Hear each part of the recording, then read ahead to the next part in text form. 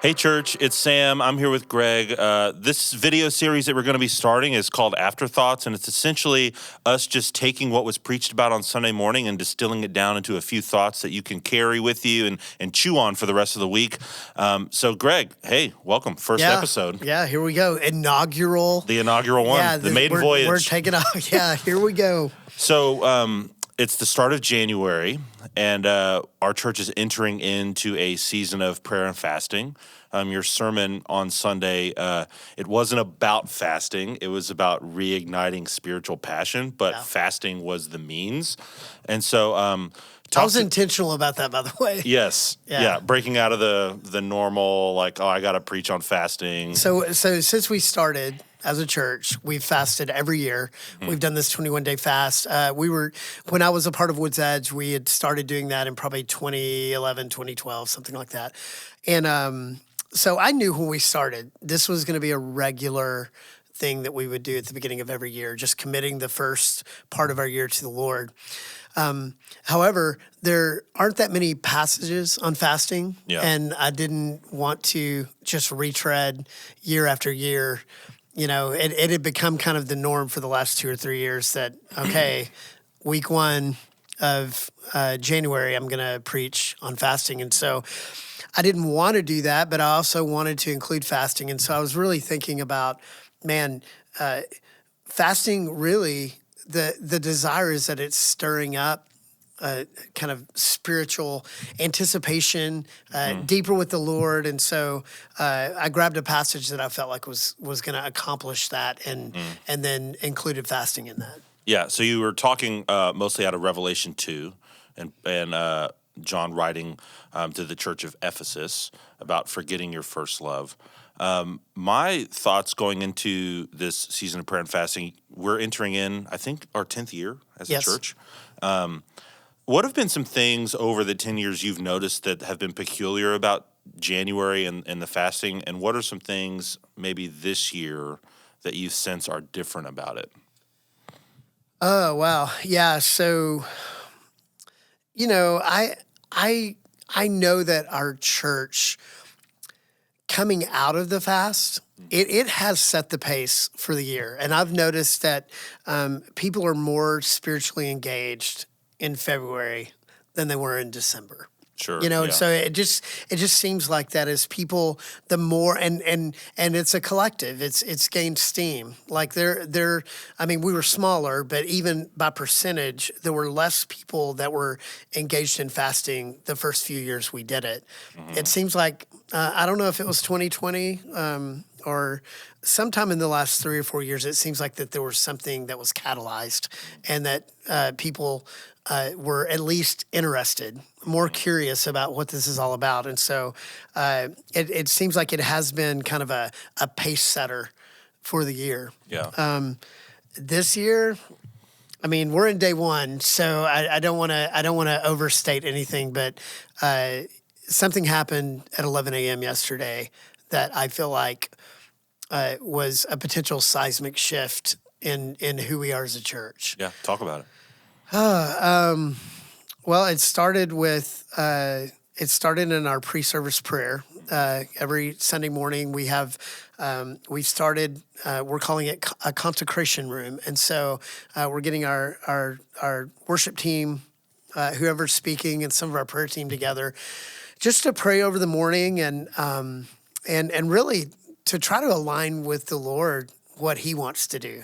We come up with a plan. We've got a plan going into the week. We're sending out set lists on Planning Center. We're, all of our teachers have their passages right now for all of 2025, right? Yeah. And so we know what we're going to do or what we're planning to do, but we want to align with what God's doing. And so in our pre-service prayer time, we just together said, hey, let's just ask the Lord, maybe he'll give a word or a picture or a vision of what he might want to do. And it was the first time since we started, when I've been in there, that I felt like that there's been a lot of participation, different people getting words. And the words didn't necessarily all line up, but there's a lot of spiritual activity in the room, which was peculiar for me. In and of itself is a win. Right. And so I'm like, people are tuned in. They're dialed into what's going on. One person in particular, Cam Lignovsky, if you're watching this. Shout out Cam. Yeah. So as soon as we started, no one knew what I was preaching on yesterday. I didn't pull out my Bible and say, hey, here's what we're going through. And so I said, word or a picture. And 15 seconds, he said, man, I got this picture of our congregation and that God was igniting spiritual passion in them. And it's at the top of my notes right here. Renewing spiritual passion. And over here, I talked about an ignition of spiritual passion. And so I kind of chuckled when he said that, because it was like, okay, God, he's in tune with what you're doing. And so other people had words, and I got the word. I had a picture of chains falling off of somebody, and was immediately taken to Hebrews 12, where the writer of Hebrews is talking about not being encumbered and entangled by sin, the sin that so easily entangles us. Shake it off. And so this idea of chains falling off of people being set free. And so I read that, and that became what I wanted to bring to the service. And so at the beginning of the service, I read that to the congregation in both services. And it kind of set the pace for the morning. It was great. Worship was great.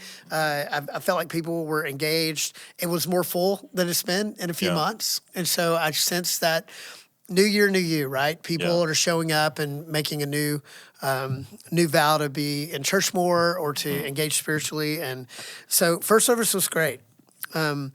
The beginning of the second service, worship started, and I got a text message from a friend. And she said, hey, I just got this picture, Isaiah 6, of the train of the robe filling the temple. And I just sensed the train of the robe of God filling the worship center. But then I immediately thought of the woman. She had the blood issue, and she grabbed the hem of the garment of Jesus, and she was immediately healed. And so she's outlining that in a text and said, I feel like God, that this is a place of healing. And so it came up on my watch at first. We're in worship. I glanced at it. I kind of skimmed it. I wasn't really tuned in. And then my phone went off, which I have a little bin under my seat, but it lit up. And so I reached down, I grabbed it. And when I grabbed it, I saw this text. And so I clicked it and I read it again. And as soon as I did, the Spirit said, you need to call for healing.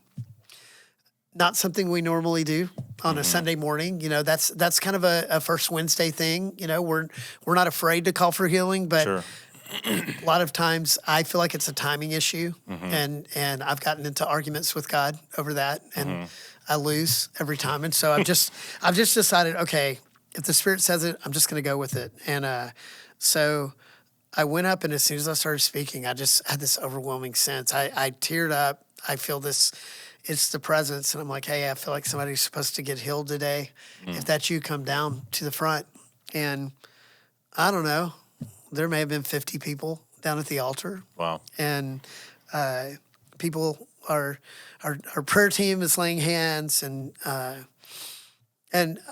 I feel like there's a potential that this was a shift, that God started something. You know, that he Philippians 1:6, he began a good work that he's going to be faithful to complete. I think we'll hear stories of healing. Just in our staff meeting this morning, one person talked about their neck being healed. One said their husband's arm was healed. I told a story of someone who had an ear problem, and God had given her Revelation 2:3-5 on December 29th in her journal, and had given her 3 words. Her word for the year was reigniting. But the words that I used at the end of the message, remember the heights from which you've fallen, repent, go back and do the things you did at first. So remember, repent, return, repeat. And 3 of those 4 words were written in her journal on December 29th. And in congruence with this ear problem that she was having, she just had a moment. She didn't know I was preaching on Revelation 2. And as soon as we finished the healing portion, and she did not ask for healing at that point, but she had been praying with someone else at some point before the service about her ear. I got up, I started a Revelation 2, and she perked up, and she started taking notes. And when it got to the ending, she pulled out her journal, and she paired it up with her notes, and 3 of those 4 words were there. And So cool. And within 15 minutes, she was headed to get her kids, and she was praying, and her ear popped and cleared up. And so she's sharing this with me via text yesterday afternoon, this thing that had happened. And I just was remembering Cameron repeating the title of my message. Then she got Revelation 2 before I got Revelation 2. And just all of these things coming into play along with several people. And I know, if I know of those 3 or 4, there are probably 3 or 4 more that something happened that I don't know about. Yeah. That God's doing something new. And so for me, and I would say for every person listening to this, why wouldn't you want to be a part of that? And like for me, it's immediately, I'm tuned in, I'm dialed in, I want to press in. So I don't know what happens next, but I don't want to miss it. Yeah. And I think what you said was really cool on a few levels. One, as someone who preaches from time to time, it must have done something to you in terms of like, and you're a pretty confident person, but I can imagine it would surge your confidence even more to hear that the person praying in the pre-service prayer is kind of praying your message before you even go out to speak. It's like, I know for me, if that was happening to me, I would begin to recognize like, oh, I've prepared a message, but I'm actually walking in something that God has foreordained. well, especially because, we're walking through the book of Matthew right now, and we'll pick that up on Sunday, and we'll be in Matthew through the end of the year. So this was a one-off. I mean, this was, and I didn't want to preach specifically on fasting. And so the process of my thought process of finding Revelation 2, the Spirit obviously whispered that in my ear because I've preached Revelation 2 when we went through Revelation a few years ago. And so I didn't want to retread a message. Yeah. So it was, okay, so what is this about? Like, why are you bringing that to my mind? And I didn't ask a lot of questions until all of these things now, in retrospect, I'm like, man, God was doing something in someone else long before he whispered to me, hey, preach that. Yeah. Another thing I think is really cool is that I'm putting myself in the position of somebody who, maybe sitting in the back and just kind of watching the service unfold. And they see you get up and give a call for prayer, give a call for healing, but they don't know all of the things that have happened kind of behind the scenes that morning that led to that moment. And it's easy, I think, when you just come on a Sunday to just assume all the things are just happening, like, oh, that maybe you had that written in your notes or whatever. Or did they do this in the first service too? Yes, yeah. Because that's a struggle for me. Like if while I'm leading worship or while I'm preaching, if something goes really well and the Spirit really breathes on something, to go, okay, like, do I need to replicate this in the 11? It kind of creates a pressure. It can, at least. Oh, I've felt that on several occasions where something breaks loose at 9 a.m. and I find myself feeling like, well, of course, why wouldn't I do that? But then that I want to be authentic. I want whatever happens to be real. I don't want to manufacture a moment. And sometimes it's hard to let that moment stand on its own. And I've had conversations over the last 24 hours with people that were at 9 a.m. Feel like they missed out. And saying, hey, which service were you in? And they would say 9 a.m. I'm like, oh, wow. So do you expect that in the future we're going to see an attendance shift to 11 a.m.? Yeah, until something happens at 9. I mean, you just, but again, I agree with you that there were so many precursors to that moment that, and so I'll just be transparent. I think I've said this before, but there are times when I sense the Spirit is telling me to do something, and my first gut reaction is to look at my watch. Yeah. or to look back at the clock and see what time it is. And immediately I go through the argument of, okay, do we really have time to do this? And so that happened about 6 weeks ago, and I got slapped down pretty hard by the Lord. Like, really? Really? We're still doing this. And so, of course, I repented. I'm sorry. I went up, and I feel like every time I'm obedient, something really supernatural happens. And I need to say, when I say supernatural, I mean, here's the natural, here's the more than natural. I think when we hear supernatural, it becomes really spooky. And so that was probably a poor word. You're word doing choice. something that it's evident that God is breathing on it. Yeah. Well, like when we say extraordinary, it's just extraordinary. It's more than ordinary. And so I just wanted to demystify that. But yeah, I mean, I feel like when I'm obedient and I say yes, I have not yet experienced that. I've said yes to something that I feel like I'm hearing, and nothing happens. Nobody comes down. Yeah. That I feel like I have to start being that evangelist that I grew up with. I feel like I know what you're going to say. Yeah. If your mother has red hair, you need to come down. Yeah. If you're over 60, you need to come down. And then you start doing the I got all night, and you're just you're just going to wait people out, and someone's just going to come down just so the meeting can end. Right. Yeah. Exactly.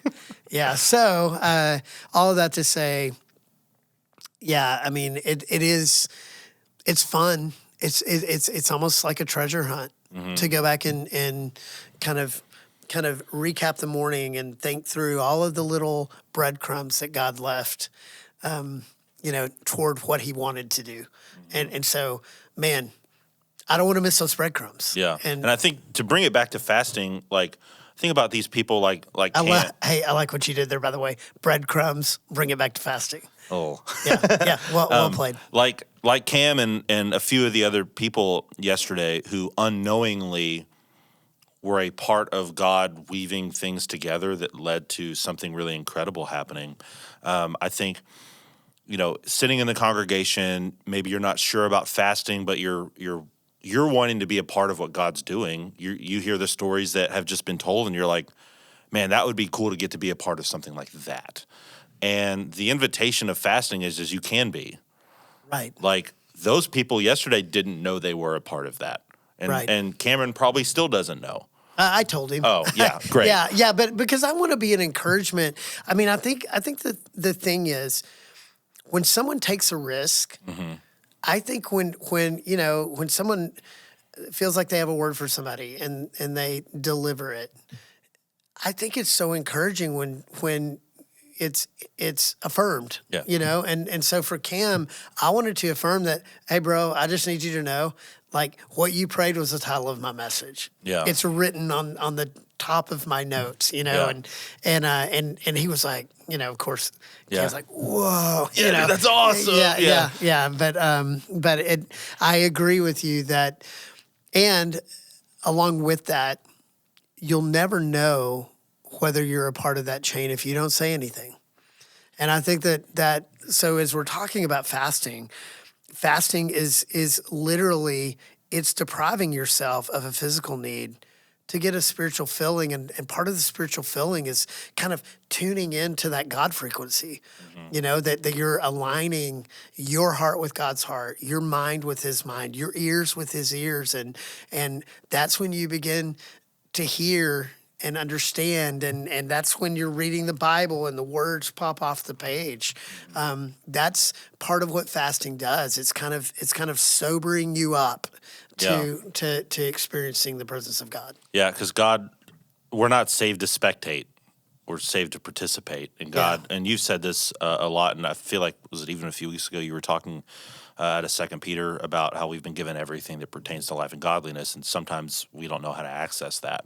Right. And fasting is not, it's not a silver bullet. No, it's not a silver. It's just a practice. It's just a means to an end. We don't fast for fasting's sake. We fast so that we can remove things, so that we can get more of God. And so if, maybe you're watching this and you hear the stories and you feel this thing inside that's like, this rising of faith that you want to access, that you want to, as Greg has been saying in this episode, tune in. Fasting is a way to do that. It's just a spiritual practice to tune you in with God so that you can participate with him. Well, yeah, and I want to chase that for a second because, we do kind of hype the 21 days of prayer and fasting. It's a big deal for our body, and we talk about it in December. Hey, get ready for it, and it's something that more and more people are engaged in. But fasting is actually a spiritual discipline that needs to take place throughout the year. Whether it be hey, I'm going to fast the first 3 days of the month, or I'm going to fast from food on first Wednesdays. I'm going to fast all day on first Wednesday, and I won't eat until after the service. Or, I could go on and on, but I mean, it's between you and the Lord, but it should be a regular part of our life. And by regular, I don't mean annual. I mean, it's like it's a good practice to kind of get things moving. But man, the question is, what are you going to do in February? Yeah. What will you be doing in June? Because we all recognize that January has a specific, for lack of a better term, electricity that's happening, and then we move to February, and Men's Advance happens, and who knows the degree to which what's happening in January affects that. I think it's huge. Yeah, and then it feels like sometimes things can kind of taper off for the rest of the year until we get back to January. And even that is kind of reminds me of the Revelation passage where it's like, hey, you need to go back and do the things you did at first. Right. Like, if you want to maintain what's happening in January, then keep fasting. It doesn't mean that the 21 days needs to now go through the rest of the year, but like what you were saying, incorporating a regular discipline of fasting just to keep yourself in that place of dependence so that you can stay tuned in so that you can participate. Well, so when he says, remember the height from which you've fallen, repent, and go do the things you did at first. And so I talked about yesterday, like retracing your steps. Yeah. And so, I mean, it's not rocket science. We find ourselves in a dark place or in a mundane, routine place. And we're like, man, I was really passionate at one point. Okay, I don't think it would take a lot to go back and go, okay, what were the things that fueled that passion? And what were the things that made the passion wane? Because you and you know what you're investing in and what you're not investing in. You probably don't even need to pray about it. You Right. probably know. Right. And I think sometimes we can get a little hyper spiritual where that's concerned, and we want to try to put it in this spiritual lens when in reality it's like, hey, Yeah. You quit getting up in the morning and spending time with the Lord. Now, your screen time is 7 hours a day. Exactly. Yeah. There you go. Fixed. Yeah. Yeah. But even then, once you identify that, go back and do the things that you did that ignited the spiritual passion. And so, I guess to kind of land the plane, there's something peculiar. Having been a part of this for 10 years, I get hyped for this time because it's just kind of a reset, in a lot of ways. And that's popular in our culture today, to fast, to reset, eliminate toxins. And but for us, this is a spiritual reset. It's the beginning of a new year. Everybody kind of wants to refocus in the new year. But for me, something just hit different. Yeah. And you mentioned it in our staff meeting this morning, but we had a really emotional memorial service on Saturday. And death is never something that we love to talk about, but it is a reality. But this was such a celebration of life. And so I think I was coming off of a very emotional Saturday being a part of that service. And then what happened yesterday, it's just like, wow, okay. So it was like just cold water splashed on my face. I'm fully alert and fully aware that God's doing something. What it is, I don't know. I wish I could prescribe it, and I can describe what happened, but I can't prescribe what will happen. But I'm excited for it. Yeah. So, church, as we move through these 21 days of prayer and fasting, I know a lot of times in seasons of fasting, we can maybe inadvertently become kind of selfish in what we're fasting for and what we're focused on. And if you're bringing things before the Lord that you need breakthrough in for your own life, that's amazing. I just want to encourage and maybe challenge that in this season of fasting, you would bring before the Lord that God would expand your vision beyond yourself and into the church, into our community, because that's what Isaiah talks about in Isaiah 58. That it's not. I'm not fasting for spiritual breakthrough for me. I'm fasting for spiritual breakthrough. Period. Yeah. And I think it's when we start to get this vision for this rather than just this, that's when we actually start participating in things. So, well, maybe another podcast for another day, but I feel like that. Maybe, this is just processing out loud. Yeah. As I'm retracing my steps, God did something in me 2 months ago. Mm-hmm. And I feel like that maybe some of what's going on in me right now was birthed 60 days ago at a meeting in London. And out of that, there have been some new practices in my life, some new rhythms in my life that now are playing themselves out. Maybe in a corporate way, and so I'm excited for what comes next. Yeah, that's awesome. Well, church, thanks for tuning into the first episode of this, and you can expect these on Wednesdays in the newsletter. We'll see you next week. See ya.